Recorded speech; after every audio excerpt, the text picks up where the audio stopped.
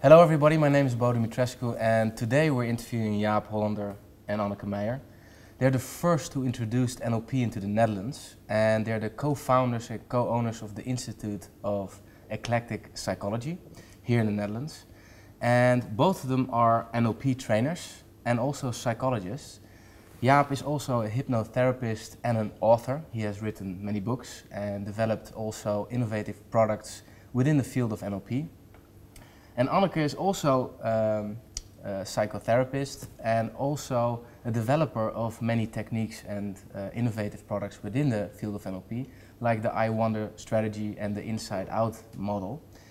And today we're going to talk a little bit about your NLP experience and how it came about that you introduced NLP into the Netherlands. So thank you so much for doing this interview with us today. You're quite welcome. Thank you. Mm-hmm. So you introduced NLP into the Netherlands. That's quite remarkable because of your background. You're a psychologist, and within this field, some people might see it, are a little bit critical. See this field of NLP as quite provocative, maybe, something stretching. So in that background, what grasped you to introduce NLP within the Netherlands? How did that come about? Yes, well, shall I? Well, this whole thing about, academics not liking NLP, that's not how it started out. So in the beginning, NLP trainings were full of psychologists, psychiatrists, psychotherapists, people from the official psychological circuit. So it was not that unusual for us to be interested in that. And I was working in psychiatry, and my idea was that we needed the strongest possible methods to, work with people who are in psychiatry. So that's how I became interested in hypnosis. And the thing at that moment, in the beginning of the 80s, was Ericksonian hypnosis. Yes. So, but already in the clinic, in the mental health clinic where I worked, all the interns were sort of coming in, waving the structure of magic by Bendler and Grinder. This was psychology students. So. Psychology students, yes. Fantastic, yeah. This was the latest thing. So when I was at the Erickson conference in 1981, it was the first Ericksonian hypnotherapy conference in Phoenix, Arizona. Yeah. There were some people who were, first of all, I was really excited because there were some people who were actually doing Ericksonian therapy. For us, it was just something we read about, but so there were some people actually doing it.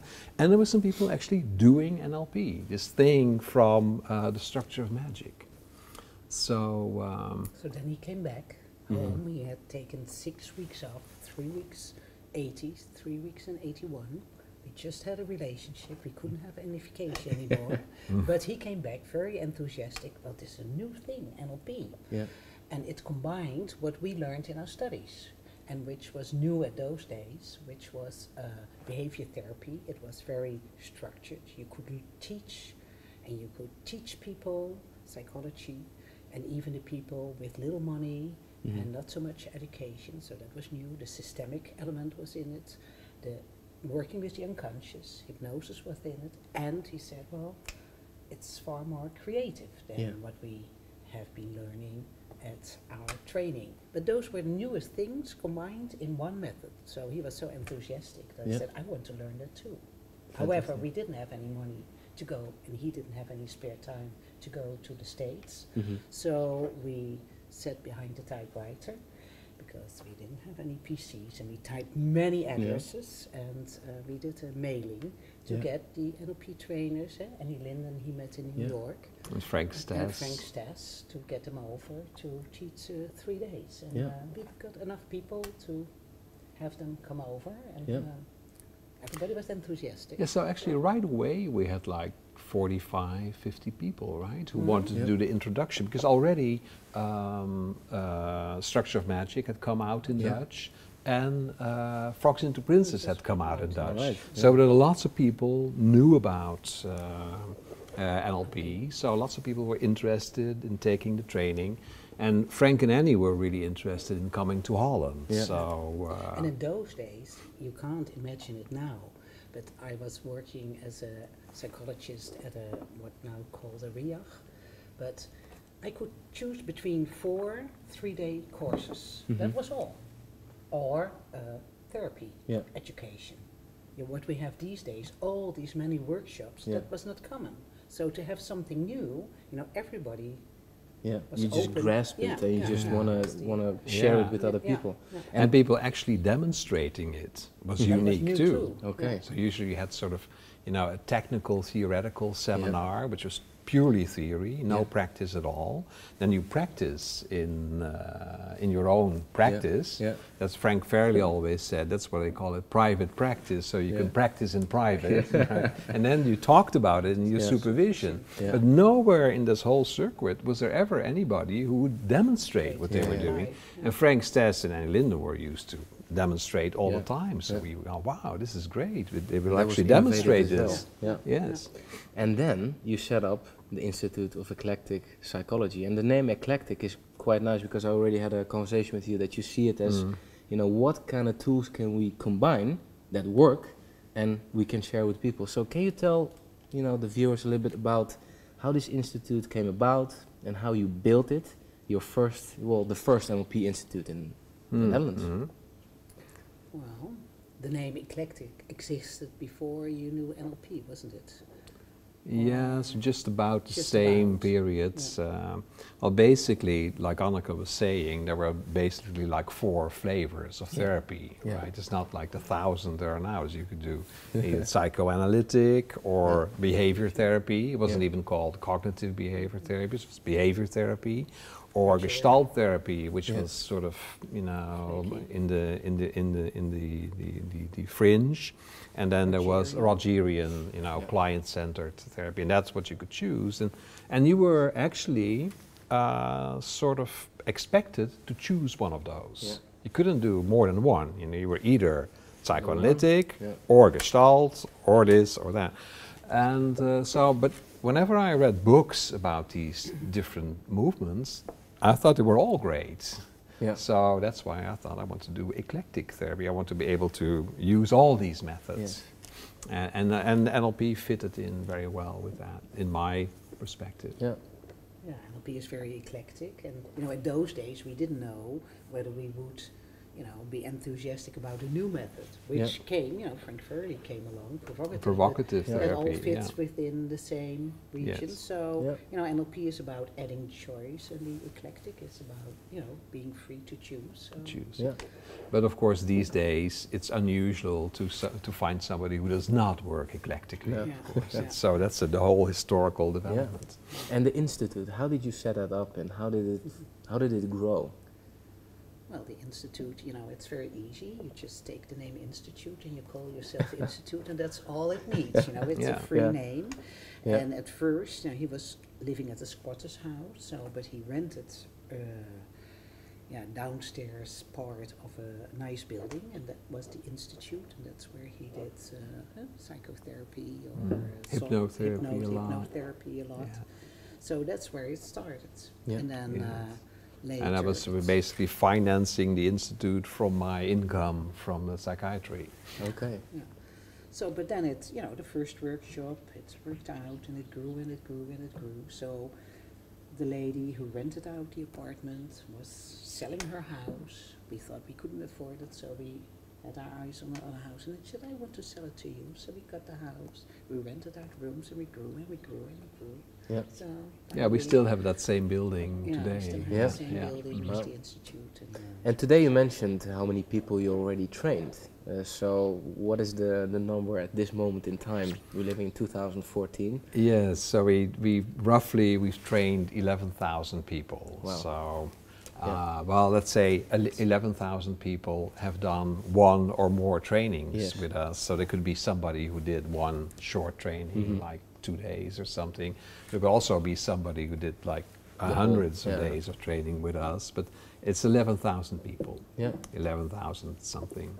And how did you design the curriculum within the NLP courses that you know, grasps the original elements of NLP, but also upholds the quality. So how did you do that? Well, I think the first training was, you know, Annie Linden had designed something, because before it was not very structured. So, but her training at least was some structured. Then we had Jean Early, and we had Jean Early combined with Robert Dilts and Barbara Whitney. We had David Gordon in, so it was still, and it was kind of scattered. So we, you know, in kind of teaching ourselves, we kind of developed like the NLP room, how do I NLP space, NLP conversation it's called these days. We call it NLP ruimte in Dutch.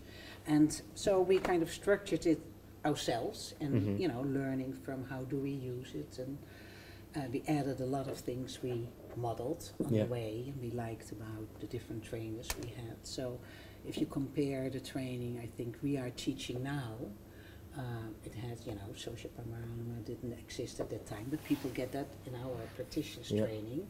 So it's a lot more than we got in those days, which is kind of, you know, in those days we were doing a lot of finger exercises, learning the basics, and now they get more content, I think, than in those days. And we keep updating it till now. And you keep also developing new products and new innovations within the field. And our assessment is also very important at the end. So we have a pretty, you know, like a 3-day assessment, which is, you know, repeated practical evaluations and some theoretical tests. So we have a pretty good sort of measurement at the end that will tell us, you know, how well everybody did and what we need to change in the beginning of the next year again. Okay. And you still uphold that curriculum, that, you know, discipline of...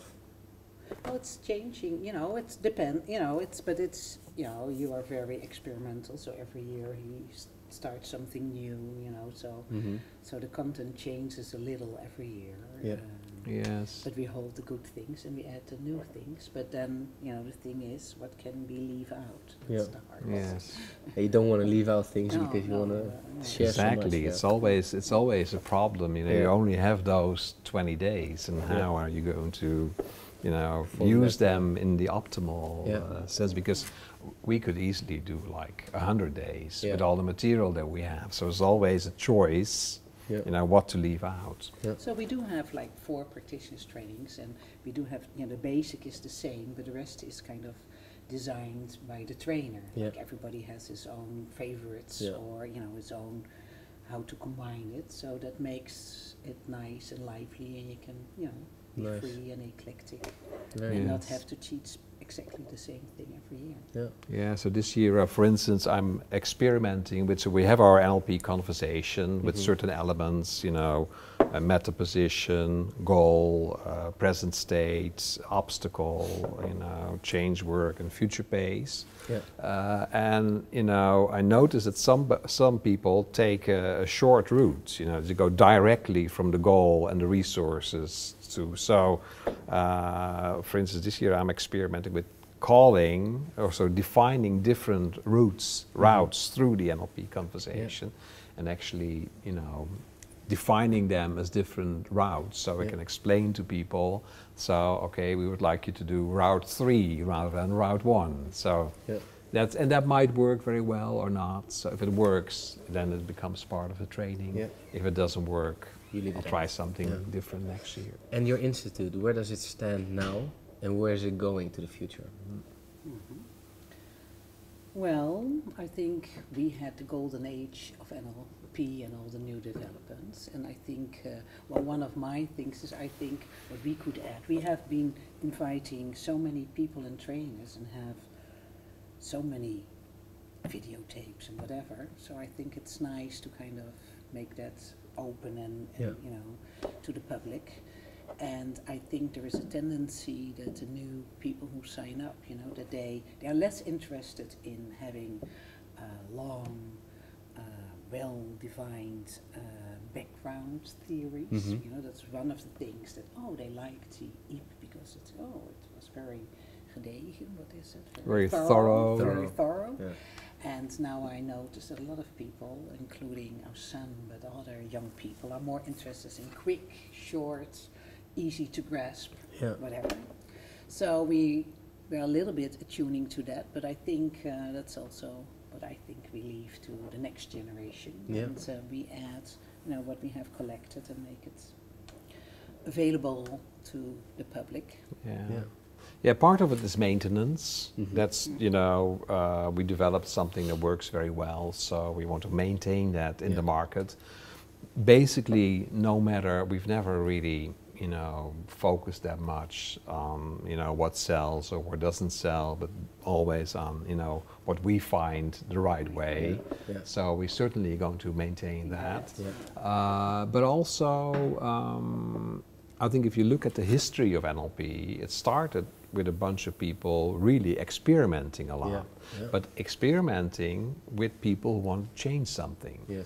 So what I would really like to, develop in the next couple of years is to go back to that and have like something like a free clinic or something where we live, and then have a group of people sort of working with these actual live clients, not so much even participants, but really, people off the street wanting to change something, or having a problem basically, and then, sort of really thinking through and developing, what are we doing, like the same way in which NLP was originally developed, also the same way, by the way, in which like the Mental Research Institute used to do with Wastavik, also like the way they developed solution-focused therapy. So that whole sort of setup where you work with live clients, where you try out different things and then develop your theory according to that, that's some direction, at least that I really would like to go. And there's another thing, which is talking to somebody who has done an MA in applied coaching. And NLP practitioners, master practitioners, and if you do the training are, part of that. Added on other things. So that's the only MA where NLP is accepted. So an official, master's degree, university academic. England is a lady there, so we just met her, and we and together with Wilbert, so we are thinking to people, because we're always hoping, to make it acknowledged in the official field. So if there are people, managers who want an MA, they can do NLP plus other things, but that's going to be offered in the and you can contribute to that as well. And we can contribute to that. So practitioners, master practitioners, NLP trainer, mind sonar will all be, I think even maybe provocative therapy could all be parts of that curriculum. Curriculum.